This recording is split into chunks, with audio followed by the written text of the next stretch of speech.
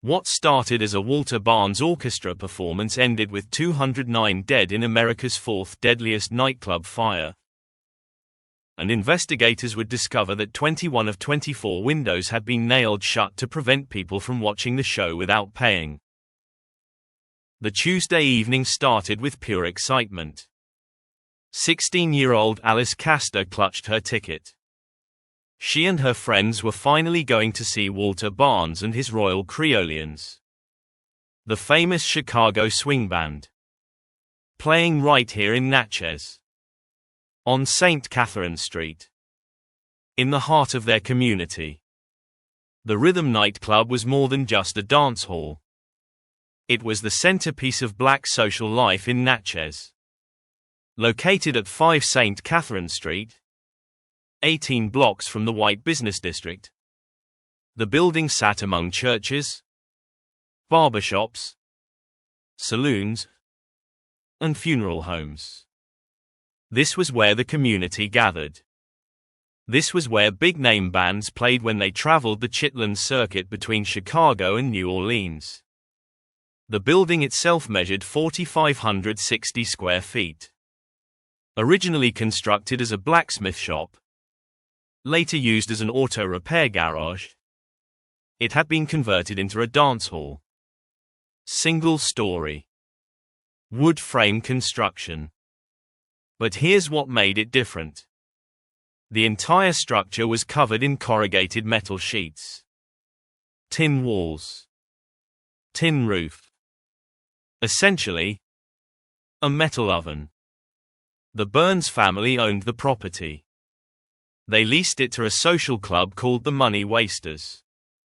Ed Frazier and Walter Cox operated events for the club. They brought in live bands. They hosted dances. They collected admission. $1.10 per person. And to maximize that admission revenue, they'd made modifications. Of the 24 windows in the building, 21 were boarded up and nailed shut. 2 more had iron bars installed. Only 1 window remained open. A small window at the rear of the building. The reason? To prevent theft of entertainment. People had been peeking through windows, listening to music without paying, watching dances without buying tickets. Frazier and Cox couldn't have that. So they sealed the building, forced everyone through the controlled entrance, made sure every person paid. But the modifications created something else. A sealed container, with severely limited emergency egress. The front entrance configuration was particularly problematic. The main entry door measured 38 inches wide. Not particularly narrow. But here's the fatal design flaw. It opened inward. Inward. Against the direction people would flee in an emergency. And a second door on the front side, padlocked shut. Permanently secured. Inside the building, the layout created multiple choke points. The foyer led to a lobby through 2 36-inch doors, opening inward. From the lobby, a single 36-inch door led to the main dance floor. A hamburger grill operated near that final interior door. The dance floor occupied the majority of the building. At the far end, opposite the entrance, stood a small stage for the band. Adjacent to the stage was a bar serving alcohol. This wasn't an accident. Every design choice prioritized crowd control, funneling people through specific pathways, preventing unauthorized access, maximizing revenue collection. Nobody considered what would happen in an emergency. Walter Barnes had gotten lucky with this booking. The original band scheduled for April 23 was Tiny Bradshaw and his orchestra. Bradshaw was touring the South, pulling massive crowds. But he cancelled the Natchez date. Scheduling conflict. Ed Frazier panicked. He'd already promoted the event. Already sold tickets. He needed a replacement. Barnes was traveling through Mississippi. His Royal Creolians were heading back to Chicago after weeks on the road. Frazier contacted him. Could he add one more stop? One night in Natchez. Then home. Barnes agreed. This would prove to be the most consequential booking decision in American music history. Walter Barnes was a heavyweight in the swing world. Originally from Vicksburg, Mississippi, he'd made his name in Chicago's vibrant jazz scene.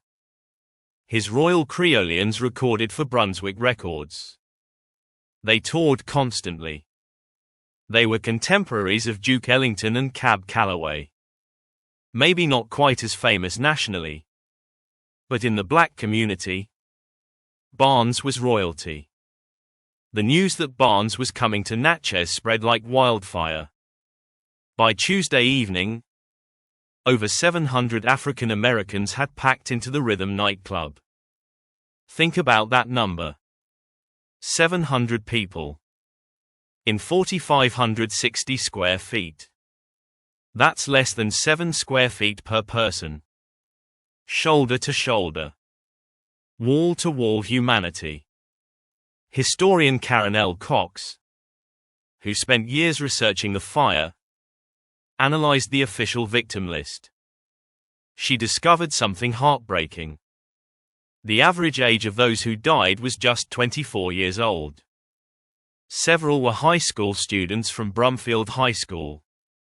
Some brought their teachers. The youngest victim was just 12 years old. The crowd represented a cross-section of Natchez's black community. Members of the middle class. Business owners. Church leaders. But also laborers. Maids and cooks who worked in white households. Porters from local stores. Young people looking for a night of music and dancing. Nearly every black family in Natchez had someone at the Rhythm Club that night. This wasn't just an event. This was the community coming together.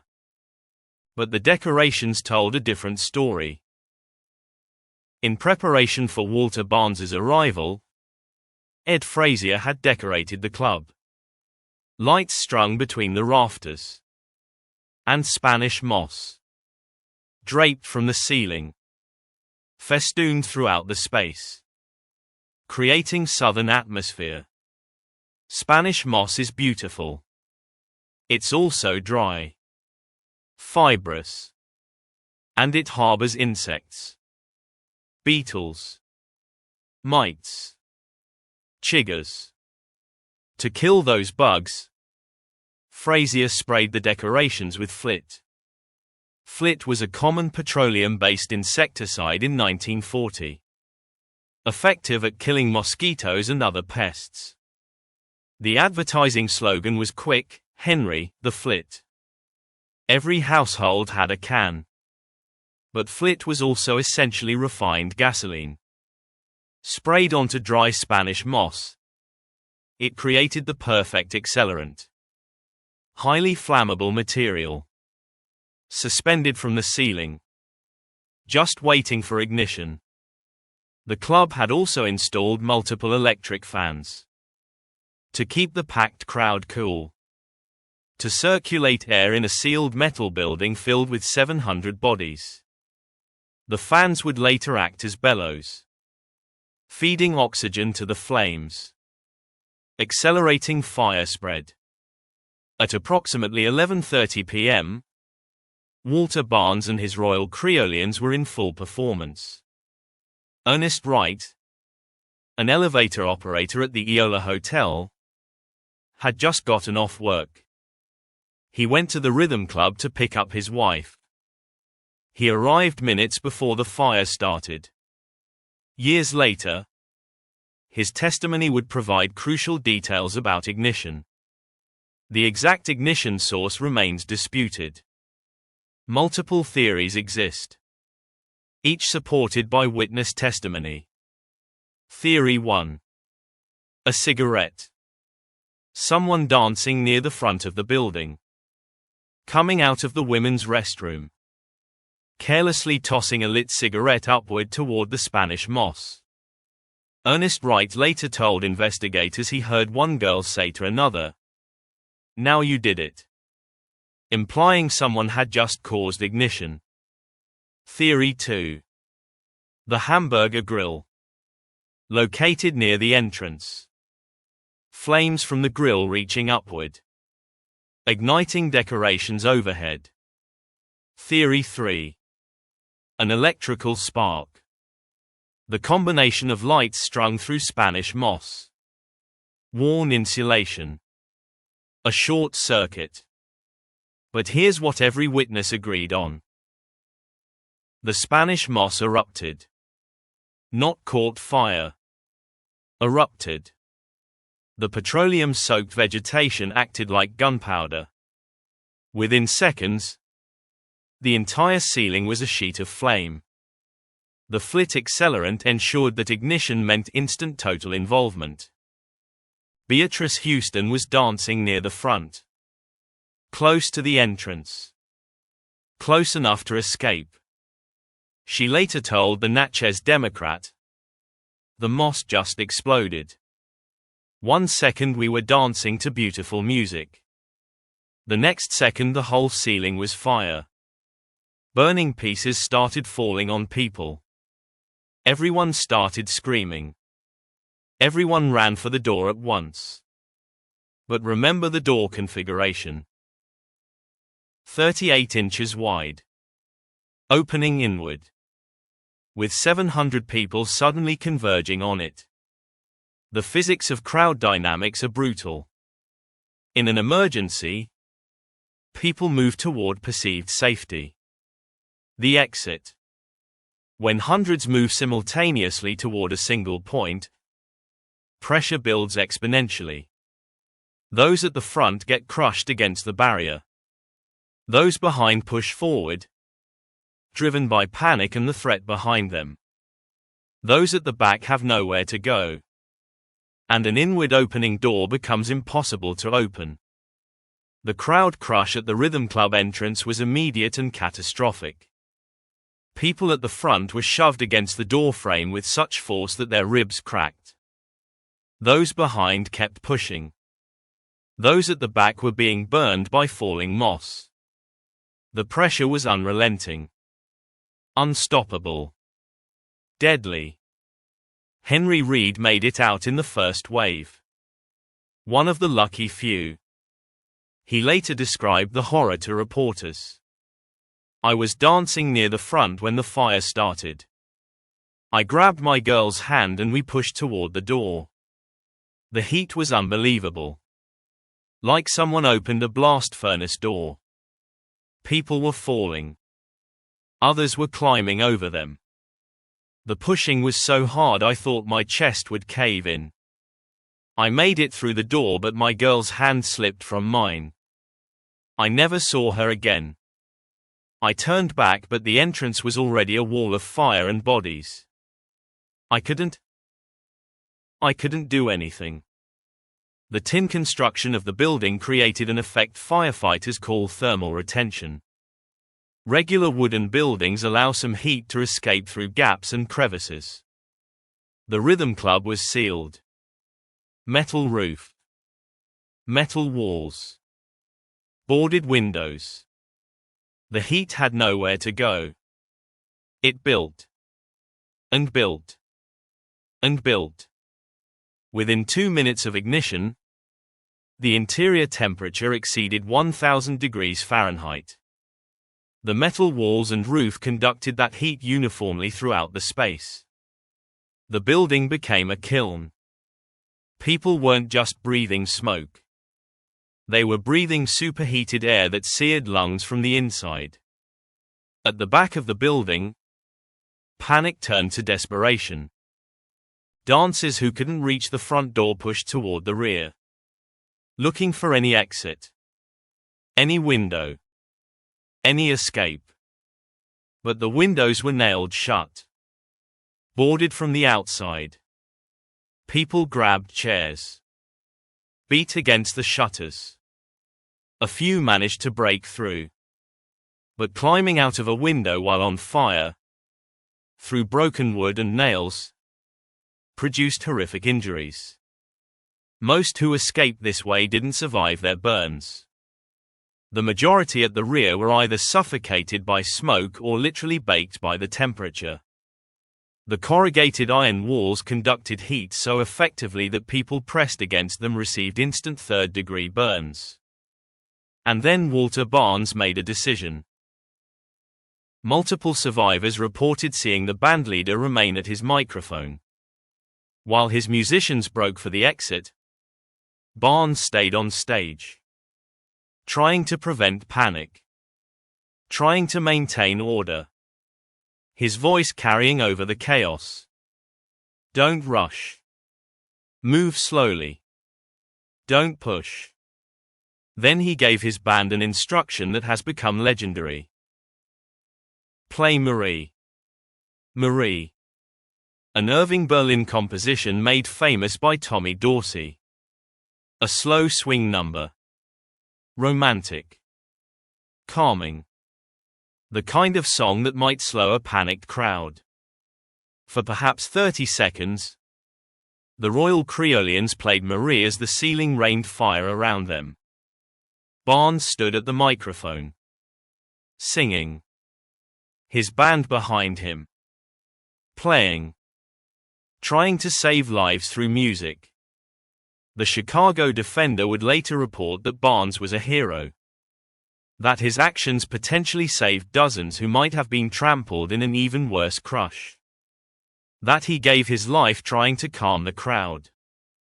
Barnes didn't make it out. He was found near the bandstand. Overcome by smoke. His saxophone melted beside him. Of his 13-piece orchestra, only 2 survived.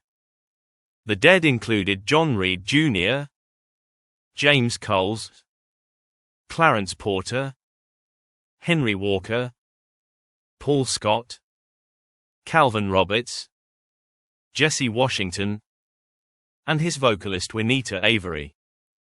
9 musicians. Gone in 3 minutes. If you're hearing about the Rhythm Club fire for the first time, hit subscribe. We cover the disasters that changed how we build, one catastrophe at a time.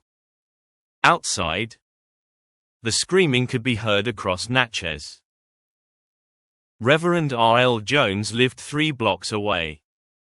He was reading in his study when he heard the sound. Not shouting.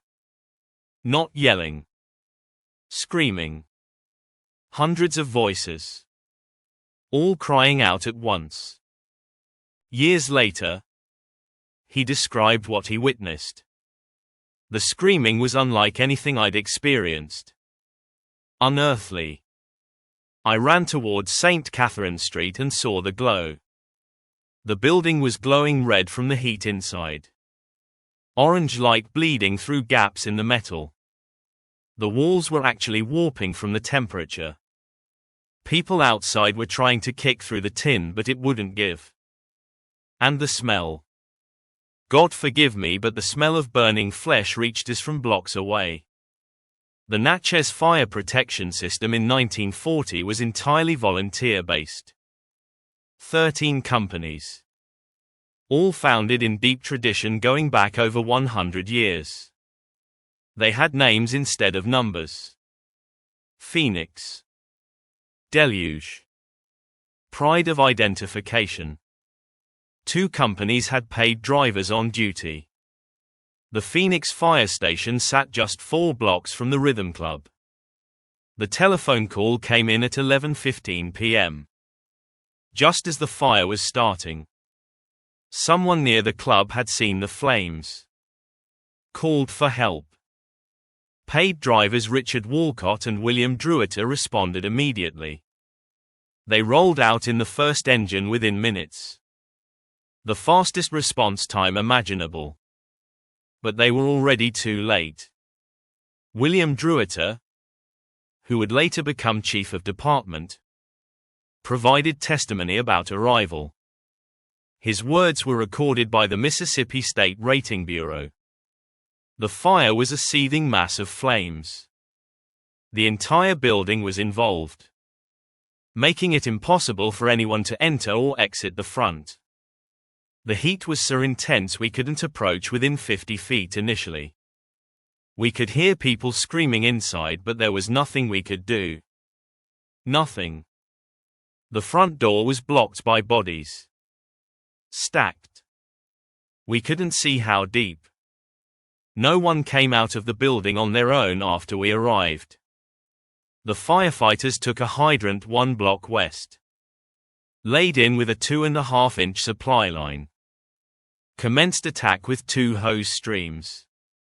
1 stream directed into the front entrance, trained upward into the ceiling space where the heaviest fire burned. The second line went through the small open window at the side, into the dance floor area. The attack was effective. The heaviest fire was knocked down within 10 to 30 minutes. But speed didn't matter. Most victims were already dead from the initial flash fire and smoke inhalation. As the flames died, the real horror emerged. Firefighters approached the entrance. They found bodies stacked 7 layers deep, interlocked, welded together by heat and pressure, so tightly compressed that crowbars were needed to separate them. Many victims had died standing upright, held in place by the bodies around them, unable to fall. Throughout the night, firefighters, medical professionals, and civilian volunteers worked to remove remains. Floodlights were brought in to illuminate the scene. The work was grim, traumatic.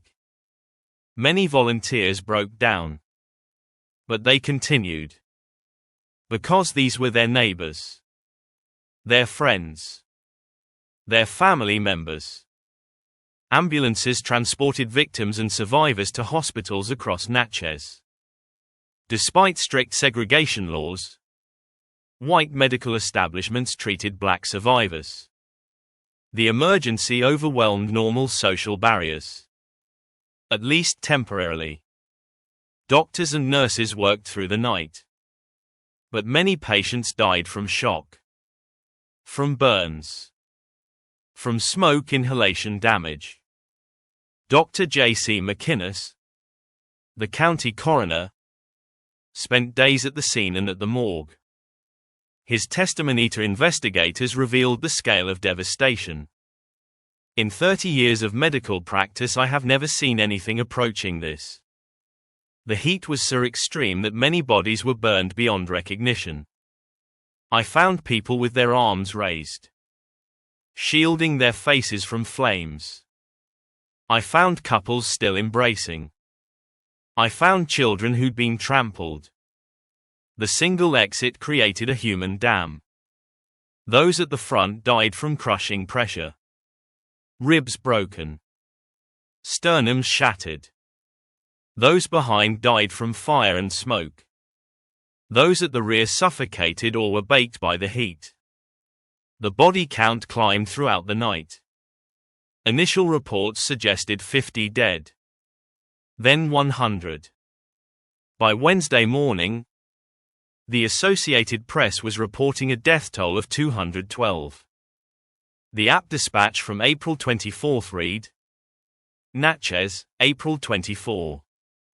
The death list today mounted to the staggering toll of 212 in a Spanish moss-fed fire which swept through the Rhythm Nightclub last night, stampeding 300 Negro dances into a holocaust. Of the survivors, 8 remained in the hospital in critical condition. The dispatch continued. An attaché of Charity Hospital declared that 30 or 40 of the victims were brought to the institution for treatment and that about 15 of them died en route. 11 victims died in the hospital after being treated. The final official death count settled at 209. Some sources list 207. The discrepancy stems from counting victims who died in hospitals versus at the scene. But the consensus is 209. 64 men. 145 women. Ages ranging from 12 to 68. Among the dead were some of Natchez's most prominent young African Americans. Teachers from Brumfield High School. Business owners. Church leaders. Members of families that had lived in Natchez for generations. An entire generation. Wiped out in 15 minutes. The Chicago Defender sent reporter David Kellum and a photographer to Natchez. They arrived on Wednesday. Kellum's dispatches provided the most comprehensive coverage of any newspaper. He interviewed survivors. He spoke with victims' families. He documented the devastation. He humanized the tragedy in ways that white newspapers ignored. Kellum's April 27 article opened, "Natchez is a city in mourning. Virtually every Negro family here has lost someone. The Rhythm Club fire has torn the heart from this community. Mothers search for daughters. Wives search for husbands. Children search for parents. Many bodies are burned beyond recognition. Families may never know with certainty who died." The Pittsburgh Courier ran similar coverage. Reporter Frank Bolden wrote, "This is not just a fire. This is a Jim Crow massacre. These people died because building codes weren't enforced in Negro neighborhoods. Because windows were nailed shut to protect white business interests. Because black lives were valued less than admission revenue." The New York-Amsterdam News sent a team. Their coverage emphasized systemic racism. A headline on April 27 read, "Natchez Inferno reveals death trap common in Negro South." The article detailed similar conditions in other black-owned establishments across Mississippi and Louisiana. Meanwhile, white newspapers provided minimal coverage. The New York Times ran a brief notice on page 18. Fewer than 200 words. No photographs. No follow-up. The Chicago Tribune devoted 3 paragraphs. The Washington Post mentioned it in passing. Even after the fire was extinguished, even after bodies were removed, the smell lingered. Residents of Natchez reported that the odor of burned flesh hung over the city for months. A constant reminder. An inescapable memorial. The logistics of handling 209 dead overwhelmed Natchez's African American funeral homes. Under segregation laws, only black morticians could handle black bodies. Natchez had 3 African American funeral homes. They were suddenly faced with 209 corpses. Many burned beyond recognition. Many requiring extensive preparation for viewing. The sheer volume was impossible. J. L. Poindexter, branch manager of the Central Burial Association, spoke to the Natchez Chamber of Commerce. The black community needed help. Financial support. Resources. Poindexter assured city officials that the association could cover burials for its members. But many victims had no insurance. No burial contracts. No means of paying for funeral expenses. The white business establishment, to its credit, provided some financial support. But it wasn't enough. Families were faced with impossible choices. Individual funerals or mass burial. The decision was made collectively. Those who could afford individual services would have them. The unidentified victims would be buried together. With dignity. With honor. But together. April 25. 4 days after the fire, Natchez held the largest funeral procession in Mississippi history. Over 5,000 people attended. The line of vehicles stretched for 2 miles. Hearses carried the identified dead in individual coffins. Trucks carried plain wooden boxes holding unidentified remains. The procession moved slowly through downtown Natchez, past the courthouse, past the white business district, to the Natchez City Cemetery. Reverend R.L. Jones delivered the primary eulogy. His words, recorded by the Natchez Democrat, captured the community's anguish and anger. We gather here not just to mourn 209 souls, but to ask why. Why were our people dancing in a building with one exit? Why were 21 windows nailed shut? Why were doors designed to open inward? Why was profit placed above human safety? These questions demand answers. These deaths demand justice. But we know, we all know, justice is rare for our people. So we memorialize. We remember. We speak their names. We ensure they are not forgotten. The ceremony lasted hours. Each identified victim was eulogized. Families wept. The community mourned collectively. But even in death, segregation persisted. The identified victims were buried in the black section of the cemetery. The 40 unidentified victims were interred in a mass grave outside the main cemetery grounds. In Chicago, Walter Barnes received a hero's funeral. The Natchez Social and Civic Club of Chicago organized the memorial. Over 15,000 people attended. Musicians from across the country came to pay respects. Duke Ellington, Count Basie, Cab Calloway. The giants of swing music honoring a fallen colleague. The Natchez Social and Civic Club raised money for victims' families. They commissioned a memorial tablet.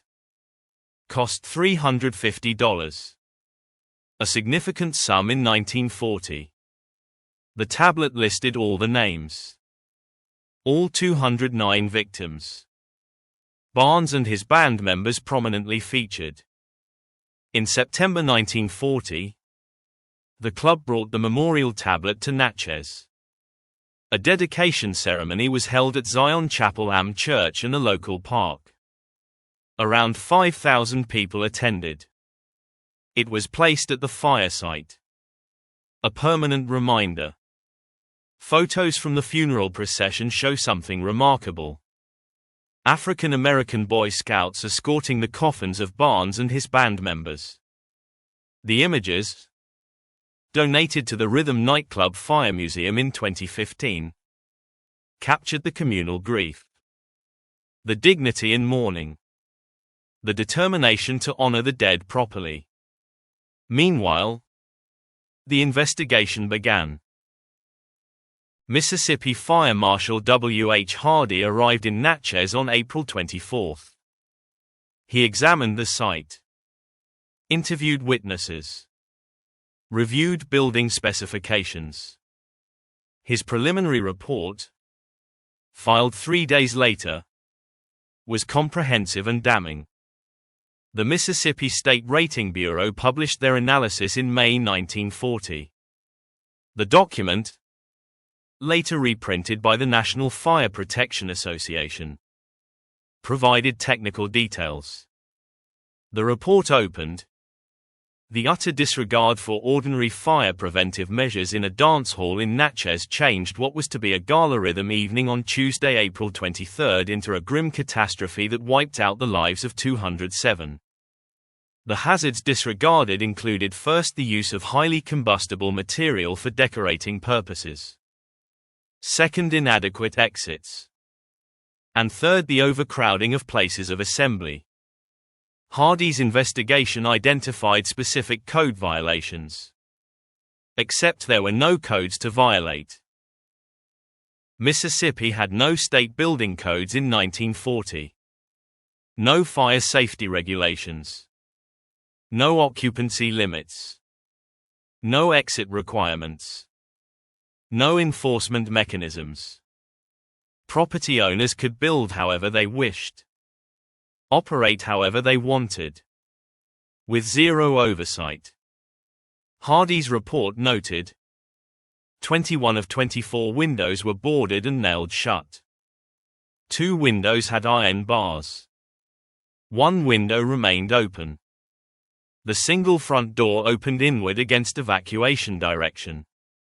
A second front door was padlocked. No emergency exits existed. Spanish moss decorations were treated with petroleum-based insecticide. Building occupancy exceeded 700 with a safe capacity of approximately 200. No fire extinguishers were present. No exit signage was posted. No emergency lighting existed. Every one of these conditions was legal. Hardy concluded, this disaster was entirely preventable. Standard fire safety measures would have limited loss of life dramatically.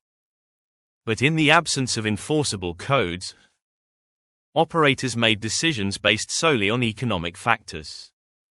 Revenue maximization superseded human safety. The result was predictable and catastrophic. The question became, would anyone face consequences? Mississippi District Attorney W.C. Holmes reviewed the evidence. He examined Hardy's report. He interviewed witnesses. He considered criminal charges. Negligent homicide. Manslaughter. Criminally negligent operation. And he declined to prosecute. Holmes's reasoning: Ed Frazier and Walter Cox hadn't broken any laws. Because there were no laws. No building codes. No safety regulations. No occupancy standards. Nothing to violate. Therefore, no criminal case. This decision stunned the victims' families. 209 people dead. Operators who nailed windows shut for profit. And zero accountability. No trial. No punishment. Nothing. The Natchez chapter of the NAACP, led by attorney W.F. Dunbar, filed formal complaints. They petitioned the Mississippi state legislature. They demanded criminal negligence charges. They demanded wrongful death investigations. They demanded justice. The legislature declined to act. No hearings. No investigations. No reforms. Silence. Attorney Dunbar turned to civil litigation. If criminal justice was impossible, perhaps financial consequences would provide accountability. He filed wrongful death lawsuits on behalf of 36 families.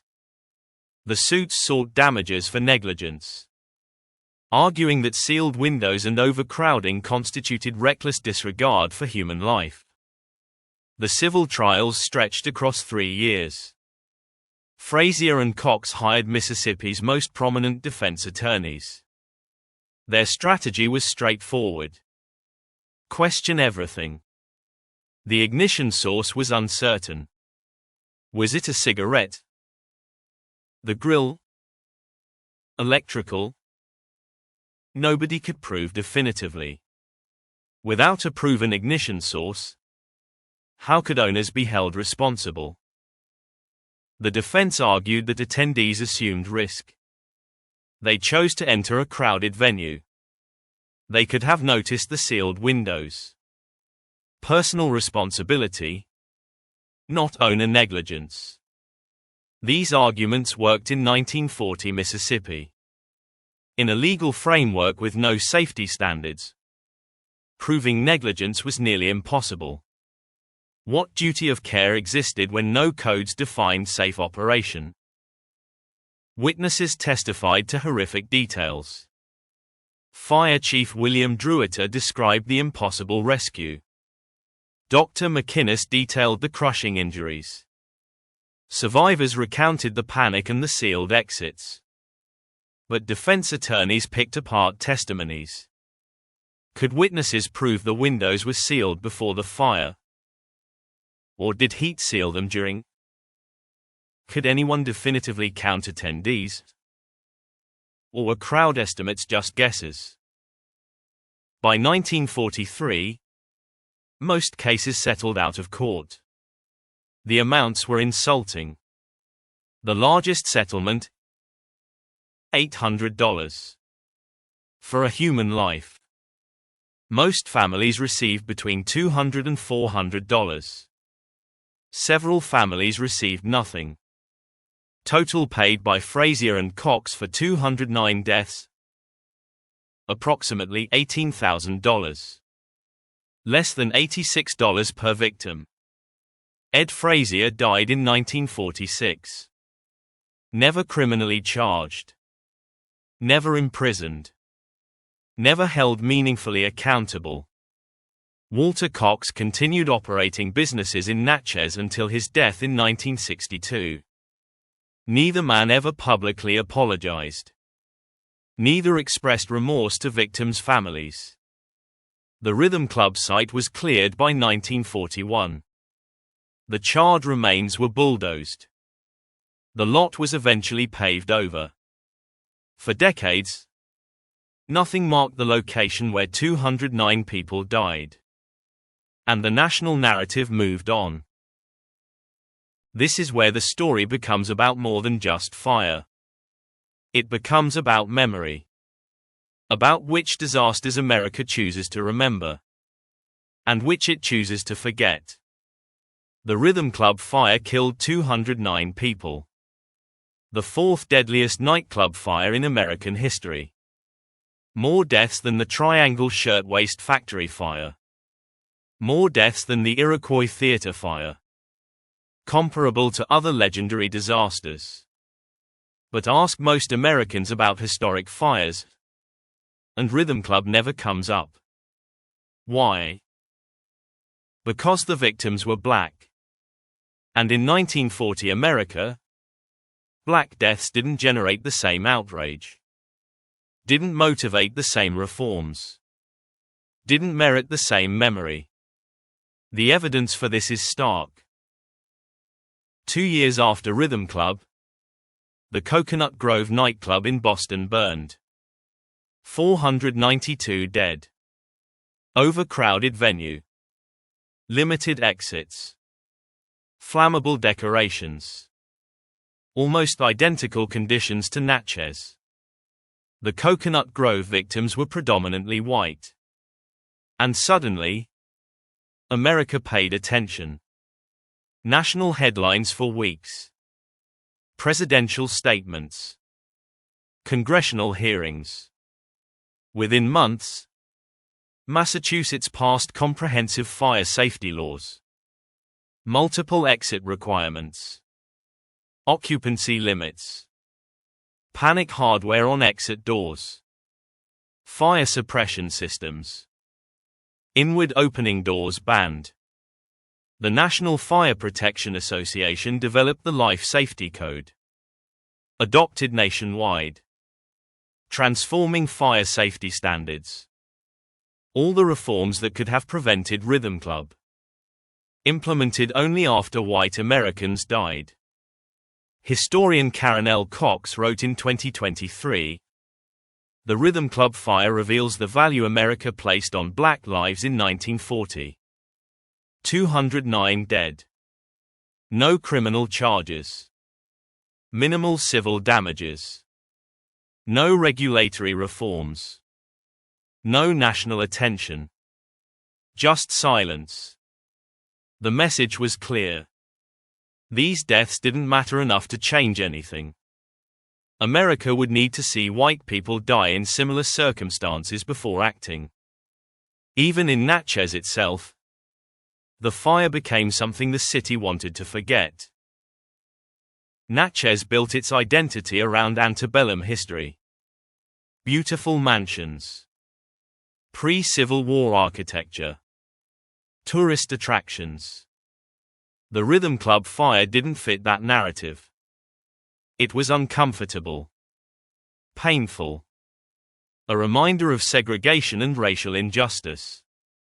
For decades, the fire was barely mentioned in official city histories. Tour guides didn't discuss it. Historical markers didn't commemorate it. The site itself had no memorial. Just a paved lot. Anonymous. Forgotten. But the descendants of victims never forgot. Families passed down stories. Oral histories preserved memories. Photographs were cherished. Names were spoken. The dead were honored privately, even if publicly ignored. In 1998, descendants formed the Rhythm Club Fire Memorial Committee. Their mission was simple: proper commemoration, historical recognition, justice through memory. The committee was led by Eloise Scott, whose grandmother had died in the fire. Scott and other family members spent 10 years fundraising. They collected oral histories from aging survivors. They researched archives. They compiled a complete victim list. They designed a memorial. April 21, 2008. 68 years after the fire, the Rhythm Club Fire Memorial was finally dedicated. The memorial stands at 5 St. Catherine Street. The actual site of the building. A curved granite wall lists all 209 victims by name. Ages included when known. Occupations when recorded. A bronze plaque explains what happened. The sealed windows. The inward opening door. The preventable deaths. Over 300 people attended the dedication ceremony. Descendants of victims. City officials.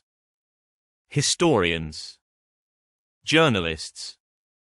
Mississippi Governor Haley Barbour issued a proclamation recognizing the tragedy. Eloise Scott spoke at the ceremony. Her words, recorded by Mississippi Public Broadcasting, connected past to present. For 68 years these 209 souls waited for recognition. They waited for someone to say their lives mattered. They waited for someone to remember. Today we finally give them what they deserved in 1940. Acknowledgement. Dignity. The simple declaration that what happened here was wrong. That sealing windows for profit was wrong.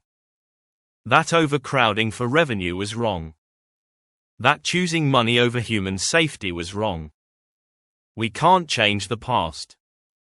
We can't bring them back. But we can remember. And we can make sure it never happens again. The memorial includes something particularly moving. A section dedicated to the unidentified victims. Those whose names were lost.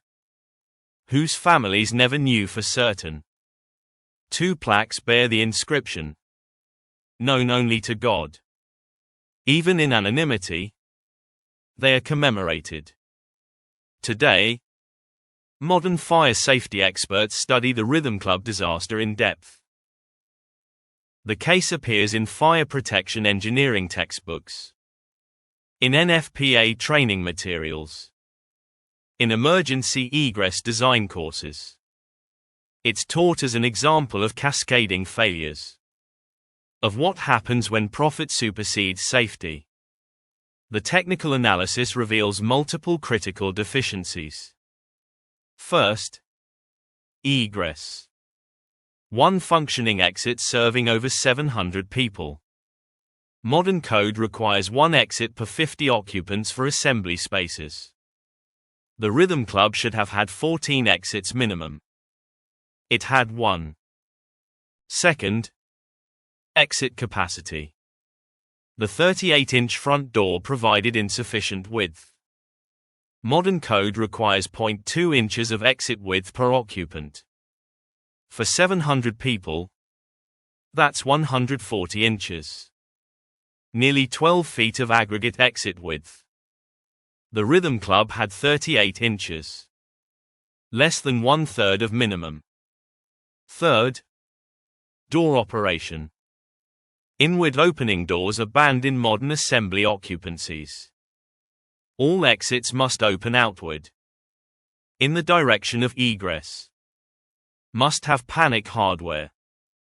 The Rhythm Club door opened inward, against the flow, creating an insurmountable barrier in emergency conditions. Fourth, occupancy.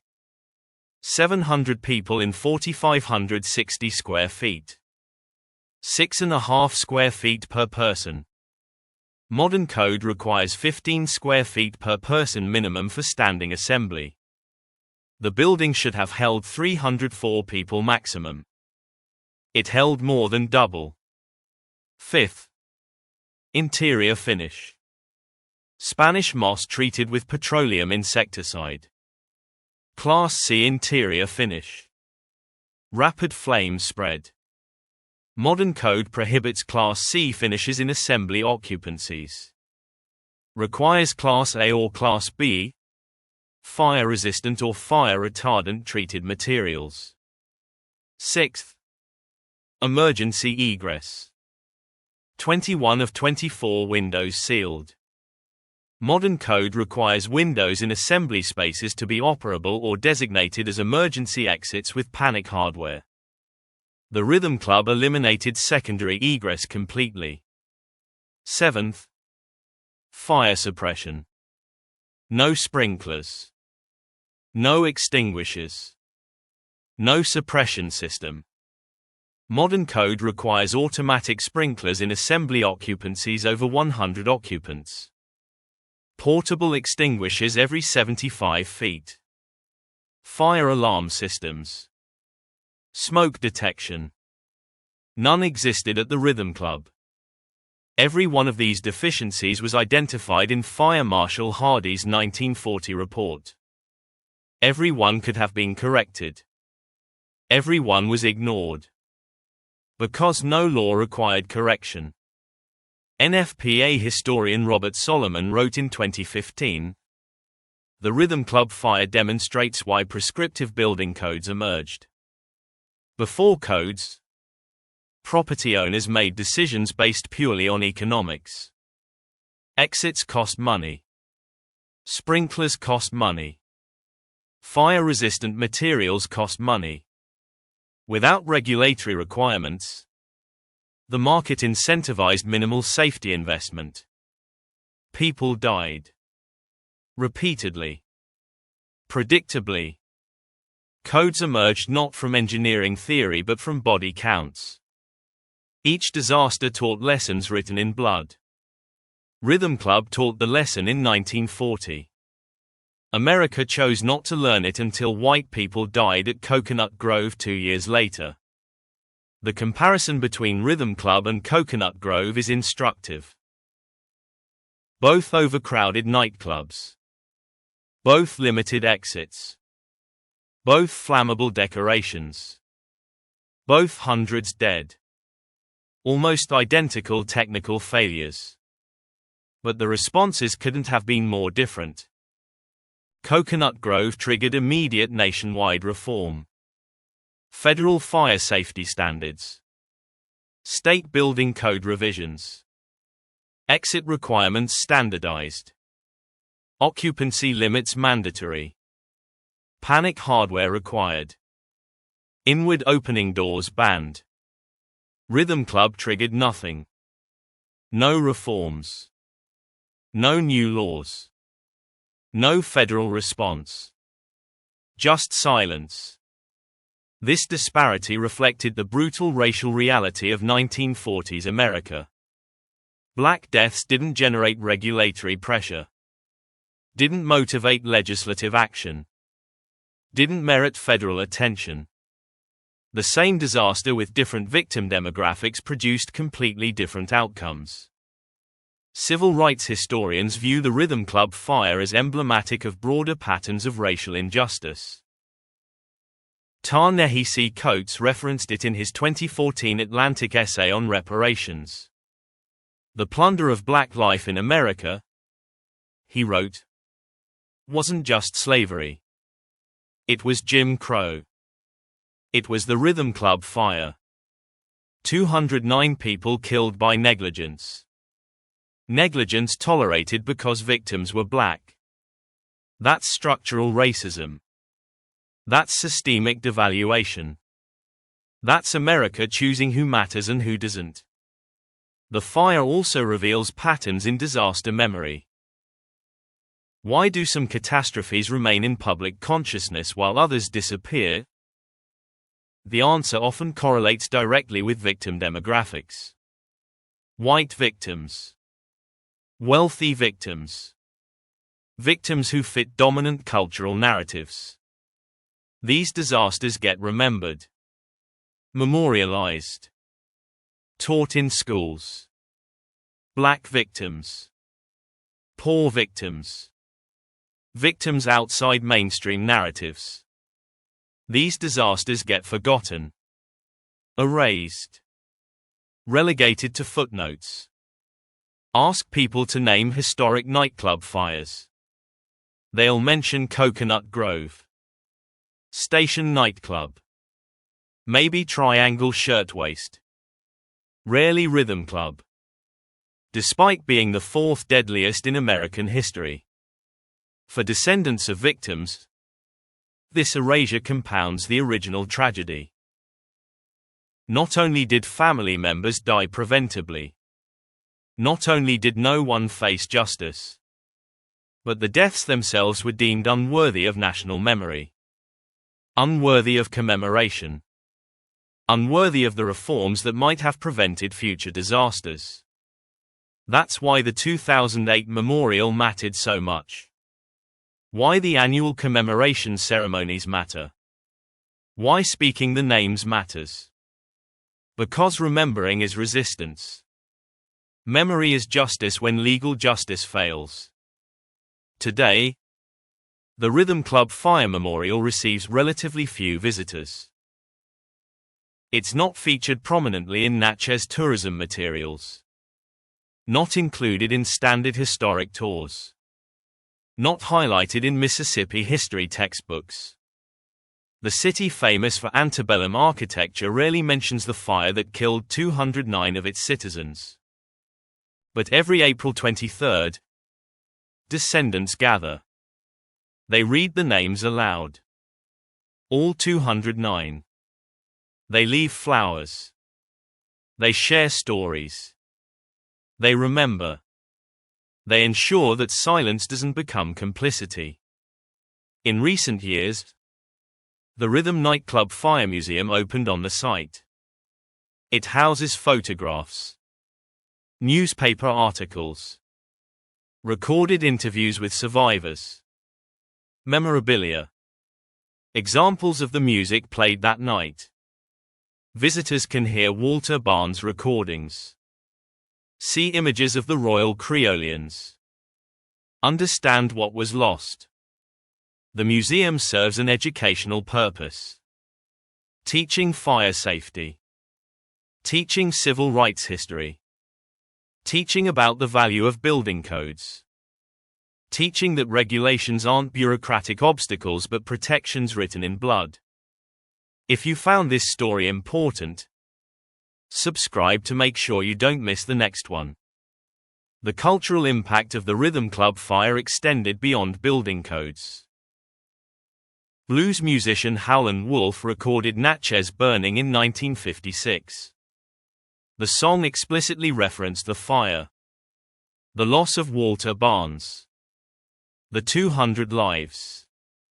His lyrics asked, Did you ever hear about the burning that happened way down in Natchez, Mississippi town?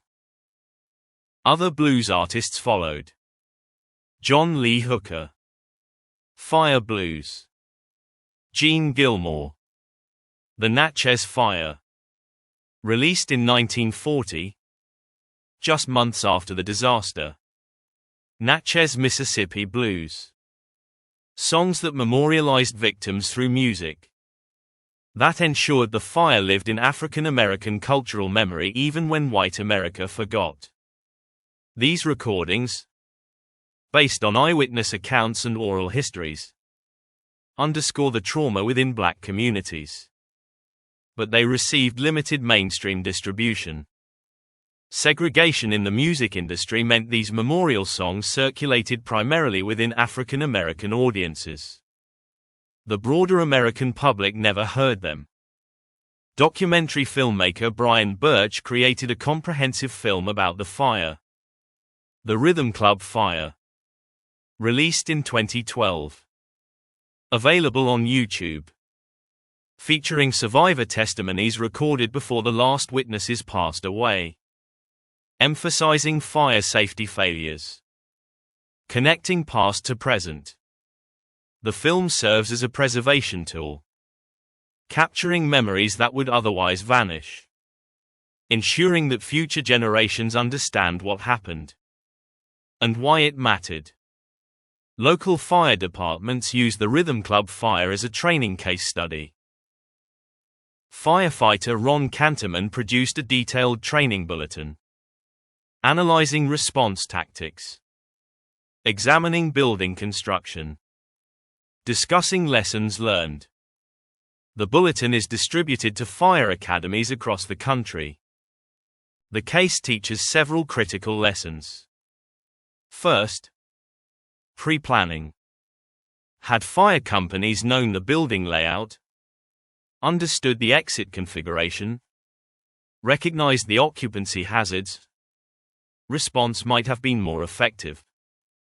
Though with a fire that fast, even perfect pre-planning couldn't have prevented mass casualties. Second, building codes matter. Regulations aren't suggestions. They're requirements born from disasters. Every code provision exists because people died without it. Third, enforcement matters. Codes without inspection and enforcement are meaningless. Someone must verify compliance. Someone must hold operators accountable. Fourth, egress design is life safety. Exits aren't aesthetic features. They're emergency infrastructure. Their design and operation determine survival. The Rhythm Club fire happened 85 years ago. Most survivors are gone. The last direct witnesses have passed away. But the lessons remain urgently relevant. Nightclub fires still happen. Station Nightclub in Rhode Island. 2003. 100 dead. Overcrowding. Flammable soundproofing. Limited exits. The same failures. Kiss Nightclub in Brazil. 2013. 242 dead. Overcrowding. Pyrotechnics. Inadequate exits. The same patterns. When these modern disasters occur, fire safety experts immediately reference Rhythm Club. Because the fundamentals haven't changed. People panic in fire. They converge on exits. Overcrowding kills. Inadequate egress kills. These aren't new problems. They're the oldest problems in fire safety. What has changed is our knowledge.